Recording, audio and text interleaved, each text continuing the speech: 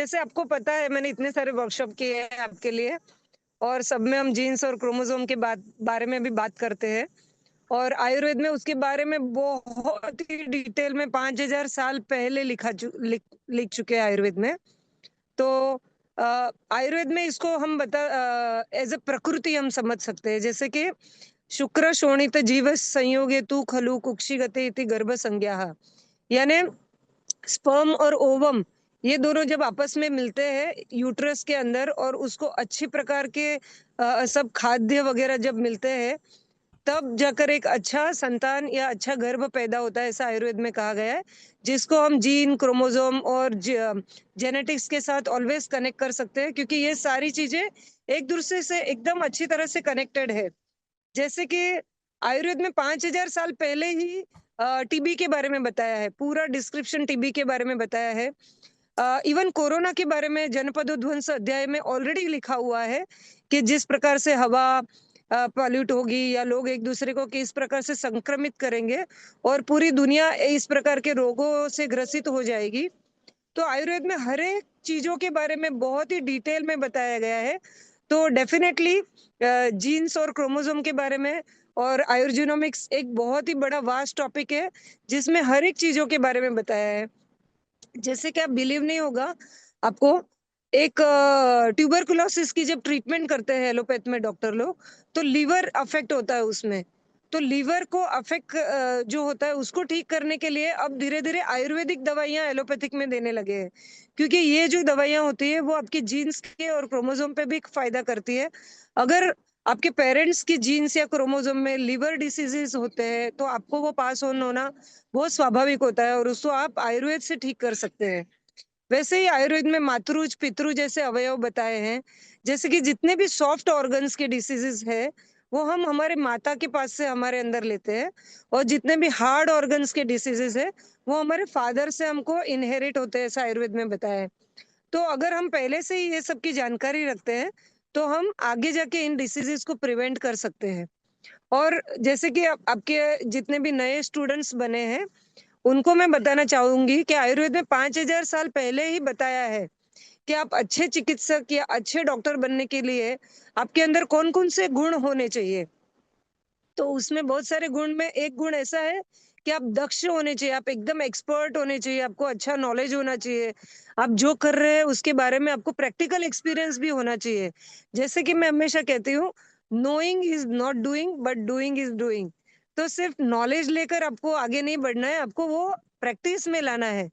आपने जो कुछ भी सीखा है उसको आप अपने प्रैक्टिस में लाइए और आप जरूर देखेंगे कि आपके पेशेंट्स या आपके कस्टमर बढ़ते जाएंगे।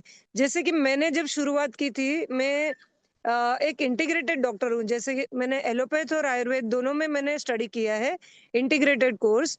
और मैंने एमडी आयुर्वेद में किया है, डायबिटीज के ऊपर मैंने थीसिस लिखा है।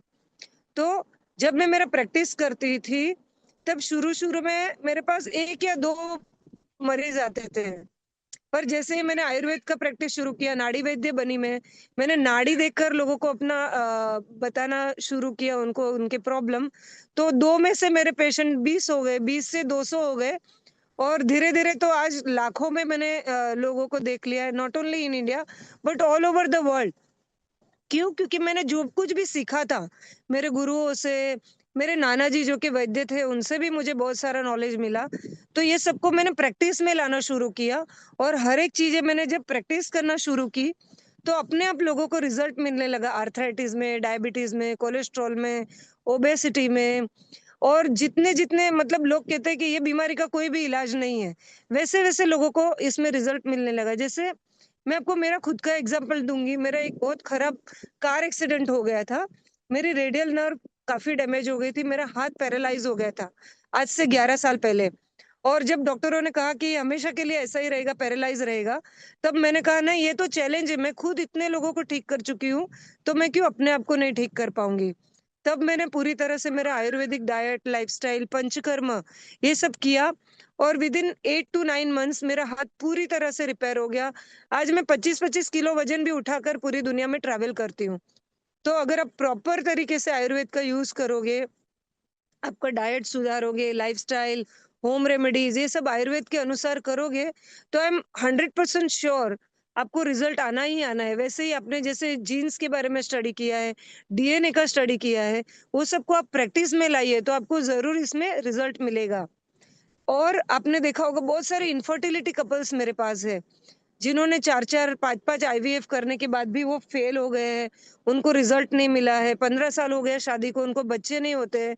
वैसे लोगों को भी मेरी दवाइयों से रिजल्ट मिलता है। आज मेरा खुद का एग्ज़ाम्पल शेयर करूँगी। मेरी शादी हुई एट द एज ऑफ 44 और एट द एज ऑफ 46 मैं अमेरिका में आई मेरे हस्बैंड के पास and I conceived at the age of 47 which is almost a miracle और आज मेरा बेटा जो है वो 3 साल का है। तो ऐसे ही बहुत सारे मेरे पास मिरेकुलस रिजल्ट्स है।